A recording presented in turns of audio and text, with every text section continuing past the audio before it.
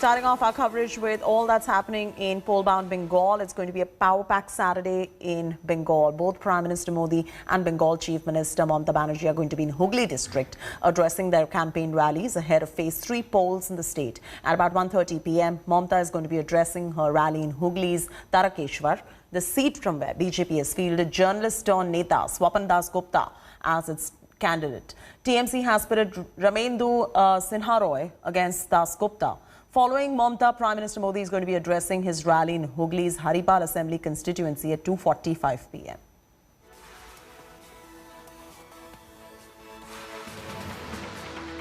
अब ये तय हो गया है 2 मई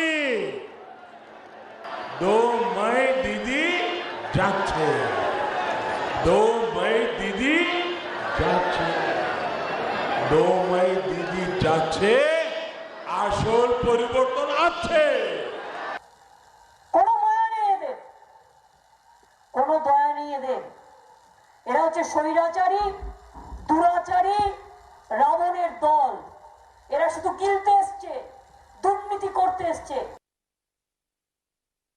খেলা হবে খেলা হবে খেলা হবে জিততে হবে জিততে হবে জিততে হবে লড়তে হবে করতে হবে করতে হবে বিজেপিকে চাই না দিদি বলেন খেলা হবে বিজেপি বলে মহিলাদের উত্থান হবে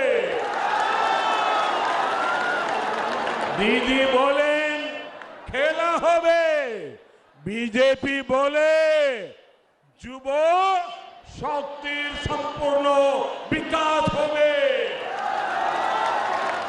गुरुदेव की धरती से उस बंगाल में दीदी बहिरागोतो की बात कर रही हो टूरिस्ट कहा जा रहा है मजाक उड़ाया जा रहा है अपमान किया जा रहा है दीदी गुरुदेव रविंद्रनाथ ठाकुर की बंगभूमि के लोग किसी को ये गुरुदेव की मिट्टी का आवाज है किसी को बहिरा गोता नहीं मानते बहिरा गोतो नहीं मानते এই নির্বাচনটা দিল্লির নয় বাংলার বাইরের কিছু গুন্ডা নিয়ে এসেছে বহিরাগত গুন্ডা কপালে একটা করে তিলক কাটছে উত্তরপ্রদেশ থেকে এসেছে এখানকার উত্তরপ্রদেশের লোকেদের আমি বহিরাগত বলি না যারা বাংলাকে কিন্তু এরা বাইরের গুন্ডা দিল্লির পুলিশ ভয়ে চাকরি ছেড়ে দিচ্ছে মেয়েদের উপর অত্যাচার হচ্ছে মেয়েরা বেরোতে পারে না সকালে দুপুরে সন্ধ্যায় With just 3 days for the third and final phase of polling in Assam, the Election Commission has barred BJP leader Himanta Biswa Sarma from holding rallies for the next 48 hours to come. The poll panel's action is coming after Himanta threatened Congress's ally and Bodolan People's Front chief at a rally, following which the Congress filed a complaint with the Election Commission. During a rally, Himanta Biswa Sarma openly threatened BPF chief of sending him to jail by misusing the NIA. Sarma, who is the BJP's main poll strategist, has been listed as a star campaigner, can no longer campaign this election as campaigning for third and final phase polls in Assam ends on Sunday.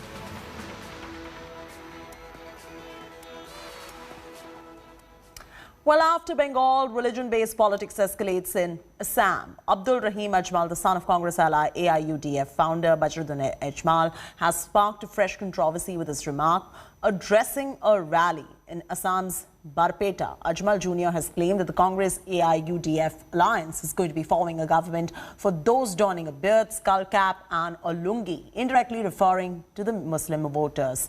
Abdul Rahim also claimed that the alliance will form government for women applying sindoor. Take a look.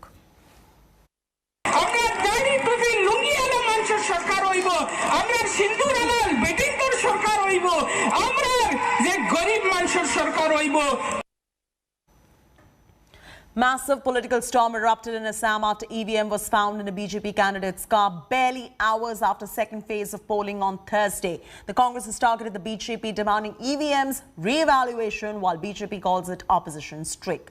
The Election Commission has suspended 4 poll officers and ordered repolling in the Ratnabari seat.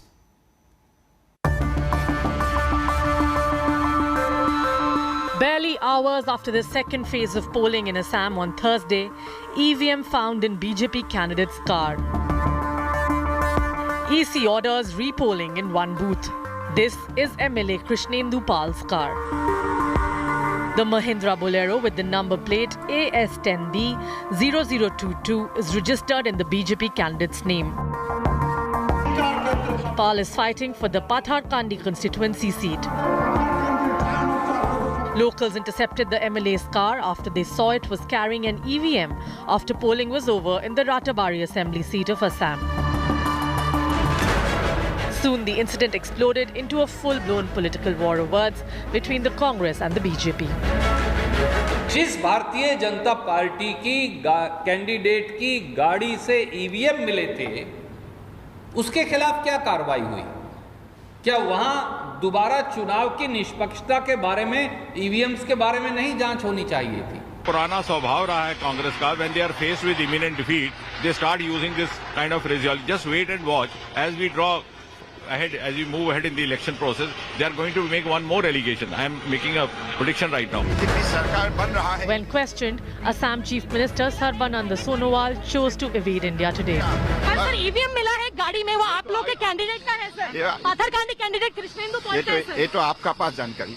नहीं sir, ये जानकारी नहीं sir, ये जानकारी तो sir सुनिए भाई जी sir, मैं इतना ही कह सकता हूँ कि फिर से बीजेपी सरकार बन रहा है। सर ये बड़ा एलिगेशन है सर, लोगों का चुनाव पे से भरोसा ही उठ रहा है sir. Even as embarrassed officials tried to deflect the gross violation, the Election Commission ordered fresh polling in 1 polling station of the Ratnabari seat. The explanation given for why the EVM was questionable. The official car carrying the EVM broke down on Thursday, which is why the machine was being transported in another vehicle. It was incidental that the car belonged to a BJP candidate. Under fire, BJP candidate, however, has now admitted owning the car in which the EVMs were found, but claims that he just obliged EC officials who asked for a lift. हाँ, वो हमारा गाड़ी, हमारा Mrs का नाम का गाड़ी है। तो उस गाड़ी में ईवीएम कैसे बरामद हुए सर? ईवीएम क्या पोलिंग मशीन उस गाड़ी में क्या कर रहा था? ना कोई एक गाड़ी खराब हो गया, इधर में बारिश चल रहा था, तो हमारा भाई को इधर रुक के बोला थोड़ा हेल्प करने के लिए, तो ये लोग ये खराब गाड़ी से हमारा गाड़ी में उठा। The poll panel has taken action against the officers involved. The Election Commission, apart from taking the decision of a repoll in the same seat, has now suspended 4 officers and has also asked the deciding officer to send them a very detailed report of the entire incident. The Assam CEO has also been asked to dive deep into the incident and to dig out more details of what exactly happened. This is Aishwarya Paliwal reporting from New Delhi from outside the Election Commission of India with camera person Pavan Kumar. Ugly war of words ahead of Tamil Nadu polls. M.K. Stalin Jr. has targeted Prime Minister Modi and Amit Shah, leading to an aggressive war. Stalin has blamed Prime Minister for the death of Arun Jaitley and Sushma Swaraj. He has accused the Prime Minister of pressurizing and torturing them. Here's more.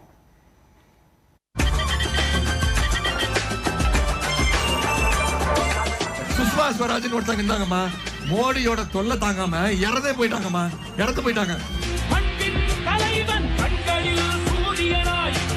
Arun ஜெட்லின்னு ஒருத்தர் இருந்தாருமா, மோடியோட அழுத்தம், மோடியோட தொல்லை தாங்காம, மோடியோட torture தாங்காம அந்த ஆள் இறந்தே போயிட்டாரு. The rising son of the DMK, grandson of Muthuvel Karunanidhi, son of chief challenger M.K. Stalin, heir to the Anna Arivalayam throne, and also the BJP's new enemy #1. Ever since he was declared the DMK's assembly candidate from the Chepauk Triplicane seat in Chennai last month, Udayanithi Stalin has divided his ammunition equally between the AIA-DMK and the BJP's top leadership. The young crown prince of DMK, who is sidelined many senior DMK leaders, He too made horrible remarks. DMK has done nothing to stop him. Palaniswami चाहते हैं, पनीरसेल्वम चाहते हैं कि तमिलनाडु का विकास हो, तमिलनाडु के युवा को रोजगारी मिले, और स्टालिन चाहते हैं उदयनिधि तमिलनाडु का मुख्यमंत्री बने. அடுத்த பிரதமரா அவர்தான் வர போறாருன்னு சொன்னாங்க. இப்ப அத்வானி எங்க இருக்காருன்னு யாருக்கு தெரியும்? யாருக்கும் தெரியாது. ஓரம் கட்டிட்டாரு. யஷ்வந்த் சின்ஹான்னு ஒருத்தர் இருந்தாரு. மோடியோட டார்ச்சர் தாங்காம கட்சியை விட்டு போய் வேற கட்சியில சேர்ந்துட்டாரு. வெங்கையா நாயுடுன்னு ஒருத்தர் இருந்தார் தெரியுமாமா? அவர்தான் அடுத்த பிரதமர் நாங்க. அவரையும் ஓரம் கட்டியாச்சு. But Udaynidhi has earned the title of BJP's enemy number one in very big ways. First, of course, by attacking the Prime Minister for allegedly sidelining and subjugating veteran leaders Sushma Swaraj and Arun Jaitley, drawing an angry reprisal from the deceased Neta's daughters. I'm really hurt by the statement made by Udayji. A campaign is very shallow when there are no political issues left and when a party is losing its footing. I think such irresponsible statements are rooted in that kind of fear, and that's when people make such irresponsible statements. Udaynidhi went further to say that Saurav Ganguly had suffered heart problems thanks to the BJP's pressure on him.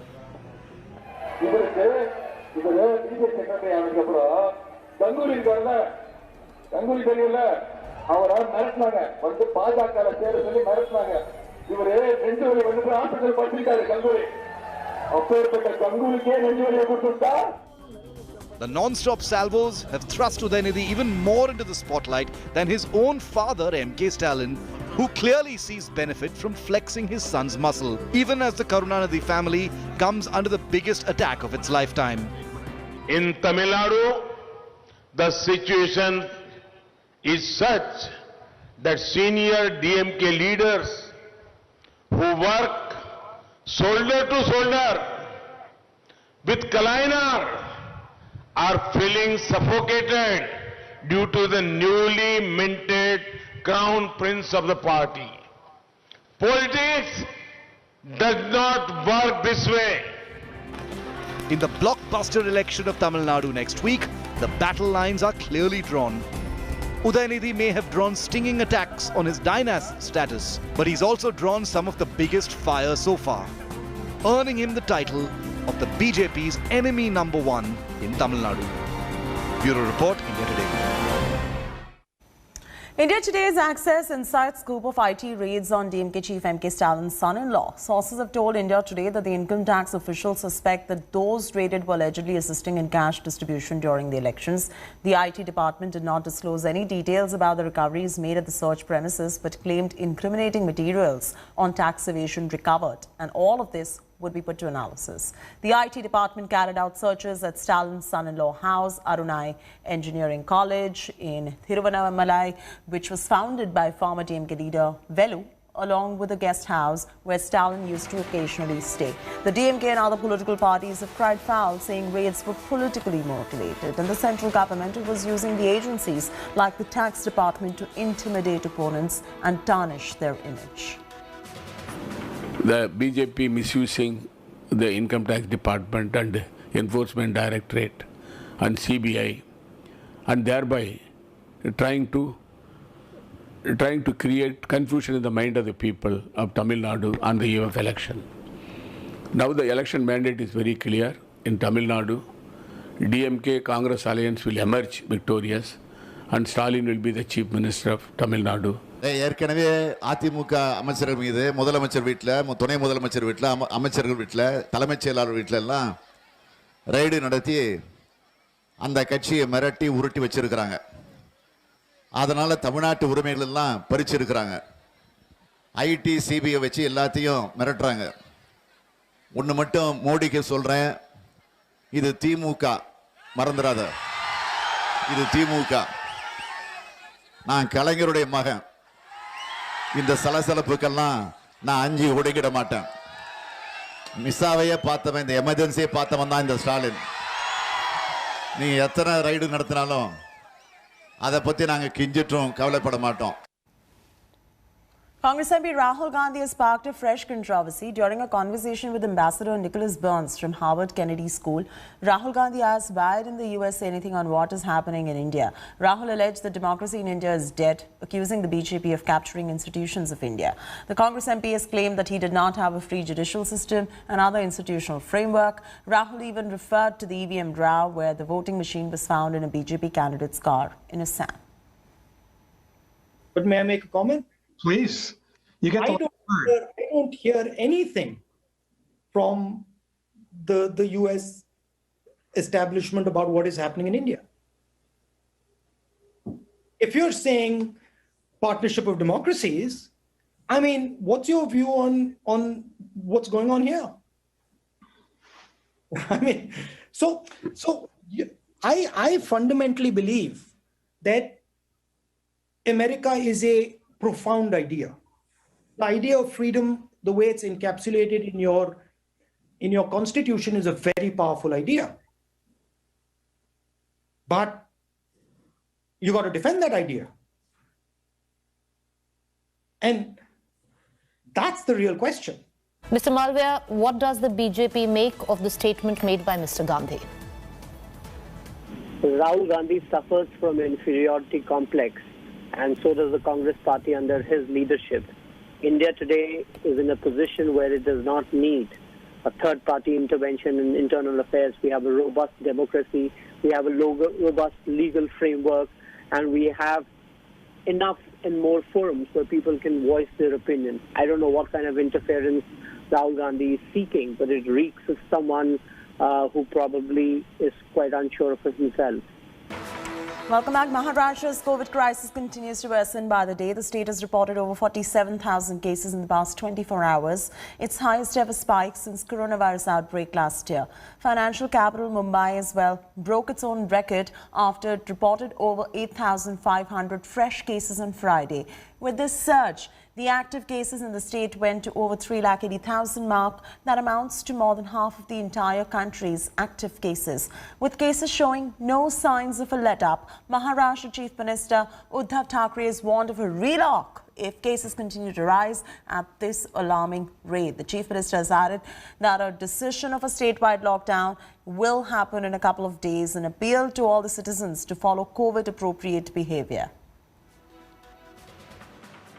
Lockdown करणार का हा प्रश्न अजूनही मी उत्तर देत नाही, पण साधारणतः आत्ताची परिस्थिती काय आहे ह्याची कल्पना आपल्याला देण्याची मला पुन्हा एकदा गरज वाटते.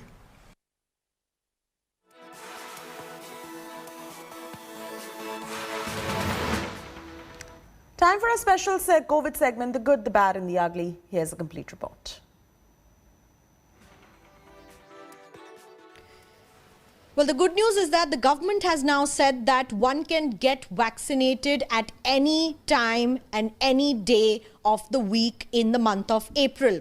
This is being done to increase vaccinations across the country. The central government has written to states and said that vaccination centers should be opened on a weekday, holiday, as well as on Sundays or any other gazetted holiday that may come in this particular month. This is to increase the speed of vaccinations and also to increase the timings, not ending vaccinations at 5. Private facilities have been told to vaccinate for 24 hours if possible. The bad news is that Maharashtra Chief Minister Uddhav Thackeray has said the situation is very serious and the possibility of a lockdown in Maharashtra is not being ruled out at this point. Maharashtra has reported another spike of cases of more than 8,000 cases in the last 24 hours. The Chief Minister has made a compassionate appeal to people to follow COVID-appropriate behavior and wear a mask even after getting 2 doses of the vaccines. Well, the ugly side to the COVID-19 pandemic remains the fact that people are negligent when it comes to following COVID-appropriate behavior. People are going to temples in crowds or going to religious ceremonies. Weddings are being performed in many places with a lot of guests that are being invited. In fact, even in cities like Delhi, where the metro department is having to fine people who are traveling within public transport without a mask. Remember, this kind of behavior is COVID behavior that is leading to a surge in COVID-19 cases across the country. Hello everyone, this is Rahul Kamal here. Hope you enjoyed this video. For the latest news and analysis, like and subscribe the India Today YouTube channel and don't forget to press the bell icon to stay updated.